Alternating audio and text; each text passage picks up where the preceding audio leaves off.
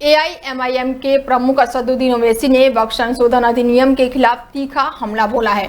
All India Muslim personal law board द्वारा आयोजित महिलाओं के विरोध प्रदर्शन में शामिल ओवैसी ने कहा है कि वक्फ संशोधन अधिनियम की आड़ में मुसलमानों की जमीन छीनने की साजिश हो रही है। ओवैसी ने कहा है कि आरएसएस के पास एक लिस्ट है जिसके तहत कलेक्ट्रेट को दी जाती है और कलेक्ट्रेट बस इंक्वायरी लिखता है, हमारी जमीन चली जाएगी। असदुद्दीन ओवैसी ने लगातार वक्फ संशोधन अधिनियम का विरोध कर रहे हैं और केंद्र सरकार पर सीधा निशाना साध रहे हैं। ओवैसी केंद्र सरकार पर निशाना साधते हुए कहा गया है कि ये काला कानून हमारी मस्जिदों, दरगाहों और इमामबाड़ों को छीनने के लिए बनाया गया है। अगर कोई मुसलमान आदिवासी होता तो वो अपनी जायदाद को वक्फ नहीं कर सकता।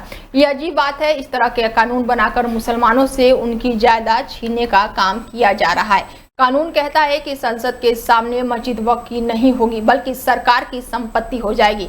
आखिर बीजेपी ने इस तरह का कानून क्यों बनाया है? ह्यूमन चेन का मेरी आप तमाम से गुजारिश है कि आप लोग उसमें शिरकत करिए और जहां कहीं भी अगर आप जो रास्ता तय किया जाएगा कि किस जगह पर खड़े होकर हमको उस एहतजाज को कामयाब करना है, अगर आप उसमें शिरकत कर सकें तो बहुत अच्छा है। अगर ये नहीं हो सकता है तो कम से कम आप अपने घर के सामने अपने अफराद ख़ानदान के साथ अपने वालिद, अपने शौहर को, अपनी बच्चों को लेकर आप अपने घर के सामने खड़े हो जाइए हाथ बांधकर, ताकि हम दिल्ली की हुकूमत को पैगाम दे सकें कि हम ये कानून को नहीं मानते।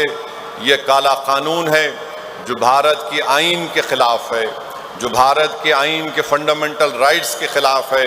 हम अपने वक्फ बोर्ड में किसी भी किस्म की मदाखलत को कबूल इसलिए नहीं करते क्योंकि हिंदुस्तान के आइन और दफ़ा 26 के तहत हर रिलीजियस डिनोमिनेशन को इख्तियार हासिल है कि वो अपने पसंद के इदारे, चैरिटेबल रिलीजियस ऑर्गेनाइजेशंस को चला सकें।